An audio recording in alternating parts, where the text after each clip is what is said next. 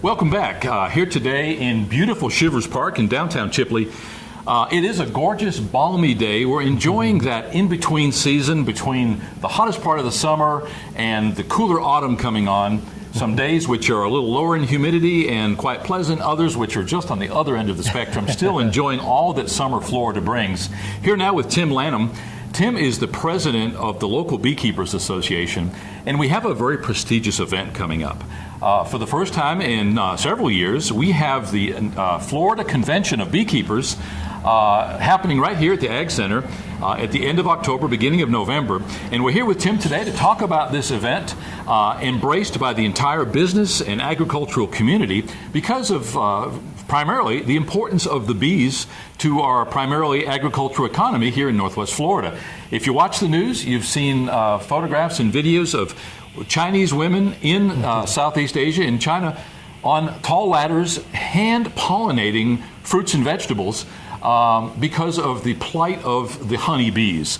We're going to be talking about this and more with Tim, as well as the exciting news about the upcoming Beekeepers Convention right here in Chipley, Florida. We'll be right back.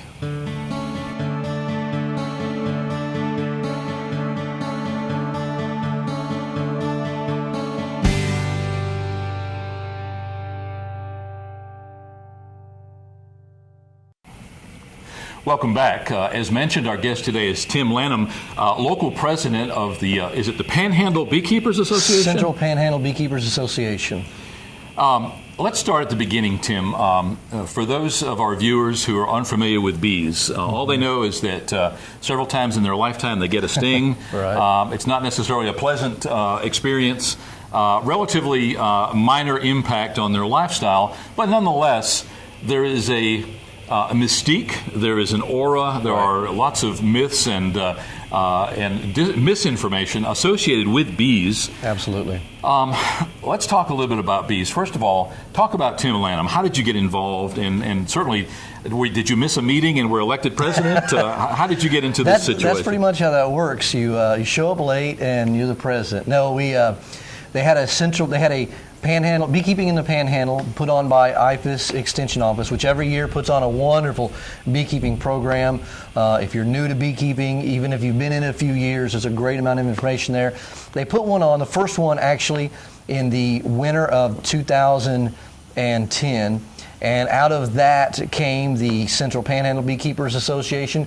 Jackson County has one called Chipola Beekeepers Association. There were some others already in the area, but that brought a lot of people into beekeeping that were interested. And most of them came in, some as a transitional career, maybe something to carry into retirement, beekeeping, apiculture, different things, some to get out of other careers. Some of them, like my wife and I, got into it because we have a kind of a self-sustaining farm. We want to be able to grow our own vegetables, grow our own fruits, those type of things. And like you said, honeybees are essential to that, and that's why you see those things in China when they're trying to pollinate. You look at the almond crops in California. They can't get insurance for their almond crop unless they have a certain number of beehives per acre. That's how important they are. The same in the citrus community. That is incredibly important. Melons. A lot of these types of fruits and vegetables are really dependent upon pollination, bees being a large part of that. And so we got into it really for our own benefit of our own farm. Now, the association to which you belong here locally, how many members? We have probably 34, 35 members on the books. We run 16, 18, 20 members a meeting usually, sometimes a little more. We meet the first Monday of every month at the Ag Center in the East Room. We have a little meal at 6 o'clock, and at 6:30 we start a business meeting. And we range from novices, in fact we have a couple people in the club who don't have bees yet, and all the way up to Lawrence Cutts, who's in the Agriculture Hall of Fame for his extensive work and probably one of the foremost knowledgeable beekeepers in the world, and that's not an exaggeration. So there's a wide variety, a lot of us in the 3 to 4 year, a couple of commercial guys, a lot of just homestead beekeepers. So. Yeah, and I want to visit Lawrence Cutts because he warrants a whole show by himself. Absolutely. No doubt. Back to your numbers, 30, 35 members, 18, 20 attendees at each meeting. Not different in large part from some of the local fraternal organizations. Correct. Pretty strong numbers, which obviously shows that importance of that industry. When people talk about bees, all they see are a yellow jacket with a stinger and they run. Right. If you're hypersensitive, if you've got allergies which make you particularly sensitive to those things, they can actually be life-threatening. But as you point out, very essential to our everyday life. Absolutely. Even more so when you're in a agriculturally based community as such as we find ourselves. How many types of bees do we find right here around Chipley, Florida? We have one type of honeybee. There really is one type of honeybee. Even the Africanized bee is a type of honeybee, although we don't have those around here. But they're very similar. Now you also have your what people call carpenter bees or bumblebees. There are some what's called German black bees, which you find some in the woods. They're not really kept in managed hives. And then you have, of course, the yellow jackets and hornets and those type of things, and various numbers of those. Most of the bees you find out pollinating, you'll find yellow jackets some, and you'll find carpenter bees. Yellow jackets are aggressive if you get near their hive. Honeybees are really only aggressive if you get in touch with them, try to hold them, or get into their hive. German black bees are the same way. Bumblebees, really not all aggressive. So people have this stigma of Africanized bees, and certainly they exist, but even Africanized bees don't just fly around through the woods trying to find somebody to sting. It's when people get into their nest that they get stung. So there's a great amount of stigma, a great amount of misinformation regarding that. Certainly you want to be careful around bees, and some people are allergic to beekeeping. Oddly enough, a lot of beekeepers are allergic to bees. Wow. But in learning how to keep them, like any livestock, the more comfortable you become around the livestock, the less you agitate them, the less aggressive they are. And it's the same with bees. And so you'll find a fair number of beekeepers who are allergic to it. It's just knowing how to handle them and be careful with them. And by any means, if you're allergic, just be careful and call the extension office if you're concerned. In fact, I got a call yesterday from Gadsden County. Someone had bees in their wall, and they will do that. Yellow jackets, some honeybees, quite a bit. They'll find an empty spot in the wall, and that's where they'll begin to make a hive. And so they called and asked for advice, and we could speak to them and give them some help in that regard. If there's a question, call the extension office. That's the best place to get a start.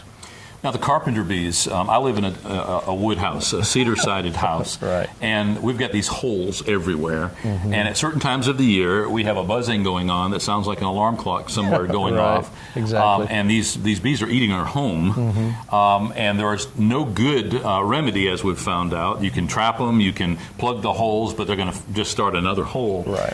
So, but aside from them, typically would it be fair to say that the bees in general are good and not necessarily destructive? Correct. Yellow jackets, of course, are angry. They're ornery. And so I don't tolerate yellow jackets around. But bees in general, even carpenter bees, if you can keep them out of your house, which is difficult, I understand, but even they're not, other than that, harmful. So bees in general, it's kind of like a lot of other things. We try to over-control nature and push it out of balance. So really, if you've got bees working your rosemary bush outside or a popcorn tree in your yard or whatever the case might be, if you leave them alone, generally speaking, you're okay. A lot of folks are worried about their kids, and I can understand that, but if their kids will stay out of where the buzzing is, they're generally safe. So generally speaking, you're correct. The bees aren't at all detrimental and very helpful through our community. We mentioned Lawrence Cutts. Lawrence is the dad of a friend of mine, Jan Page, here in Chipley, longtime Chipley residents. And Lawrence being, as you point out, world-renowned Absolutely. For his beekeeping efforts. He's even written a song about bees, and he's won awards for all sorts of things.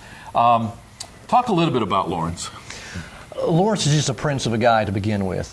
He just has a care for community and a care for people. And, above everything else, above his skill set and his knowledge, his willingness to share that knowledge and care for people is really what impresses me most. It's interesting. I met Lawrence Cutts the first time, and somebody told me he's a really special beekeeper. And I said, oh, okay. here Lawrence is, and just doesn't try to impress anyone. Doesn't, he doesn't put on airs. Very humble man. And then you begin to realize who he is, and he really is one of the foremost beekeepers in the world. But just a very humble guy with a great amount of experience. He's third or fourth generation beekeeper, and I think he plans on passing his business down to his son and grandson, and so that'll be, fifth or sixth or fourth or fifth generation right here in Florida. But he has an amazing amount of experience and knowledge, and can translate that into teaching, which not everyone can. He's had a wide career in beekeeping, from beekeeping as a pollinator, as selling honey, as a bee inspector for the state. So he's really covered the whole gamut of things, from the political side to the small business side to the large industry side, and really all the areas in between. So he has a great amount of experience and knowledge that is just beneficial to anybody who can ever get a chance to talk to him. Now, I would imagine Lawrence is going to be involved in your convention. He is. Actually, he told me he wouldn't be at all. He said, I put one of these on before by myself, and I'm not getting involved. I said, okay. And he's going to be our auctioneer. We have an auction that raises money for the Honey Queen program, and so he'll be the auctioneer for that, and he'll be around, and we've got some advice from him, as always. We're going to try to get him to sing. If you ever get a chance to meet Lawrence, try to get him to sing. He's won a lot of awards, none of them for his singing, but it's wonderful anyway. He's knowledgeable, be involved for sure, absolutely. The upcoming convention, that's really what we're here to talk about. It's a huge undertaking on your part, but it's a great opportunity to welcome from all over the state, and probably from other parts of the country as well, people here to what we call the real Florida. Tell us when it's happening, and in broad strokes, what the convention is all about. Well, it's going to start the 31st of October, and it's a Thursday. And actually, it's 3 separate events tied together. We were able to do that this year. Normally, they have a couple events tied together, but we were able to tie a third one this year. It starts out Thursday with a Master Beekeeper program, which is essentially very much like the Master Gardener program. It's about a 5-year program to work your way through, where you become a recognized local expert in beekeeping. And it involves some classes and tests and community service work and all those type of things. That program will be on Thursday. Thursday evening, we're going to have a social fish fry for folks coming into town, get a chance to come in and meet each other and talk and to do some things and talk about the future of our association as well, do different things like that. Friday will be an educational event all day. And Thursday, if you want to get involved in the Master Beekeeper, stock the Extension office. Any of the rest of it, you can get the registration online. But Friday is the convention. The convention is open to anyone. There is a charge, depending on what parts of it you want to attend. Because we bring speakers in, we're bringing in Jamie Ellis from University of Florida, and he's actually leaving, apparently, the University of Florida to go to South Carolina, I believe. But he's an incredibly intelligent man, young man on beekeeping, and he's a wonderful speaker. And so he's going to be there, and some other speakers, and we're going to have a lot of educational stuff all day that day, a business meeting that, of course, is for the association members. You can come sit if you'd like to. You can't vote if you want to. And if you're interested in beekeeping and joining the association, I encourage you to come watch the business meeting. And that evening will be a banquet. There's a honey show during the day. The honey show isn't just about honey. It's almost like a local county fair in which you'll have crafts and those type of things around honey, and honey show and judging, and some different things regarding that. And those awards and other things will be that night. A meal served, and of course you can attend that or skip that, and, depending on what you want to pay for, what you want to be there for. And then Saturday is actually a program,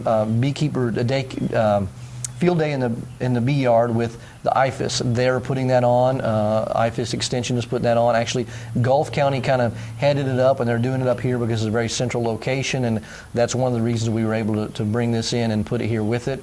Again, a lot of educational programs that day. Actually, open hive demonstrations. So if you've never been around bees, it's a chance to put on a suit, stand next to an active beehive, and see what you think. So a lot of good stuff those 3 days. Yeah, and wow, I thought I knew a little bit about what was going on, and literally that's all that I did know, because there is so much more than just what we were calling the convention. Typically, where is this convention held each year? They have moved it around the state some. The last several years have been in South Florida. In fact, the last have been in Tampa, which is just a little bit city for beekeeping. Now, there are beekeepers in the city, don't get me wrong, but it's, in fact, this year we're calling it Heading Back to the Country, because it is coming back to a really rural agriculture area, and that's one of the reasons we wanted to bring it back this way. And so it's been in South Florida a lot of years. A lot of commercial guys live down there because they're closer to the orchards and stuff, and so jump in early in the year and get on some of those orchards on their pollination before they go other parts of the country. But it has been up here before, but it's been a long time, so we're glad to bring it back here. Absolutely.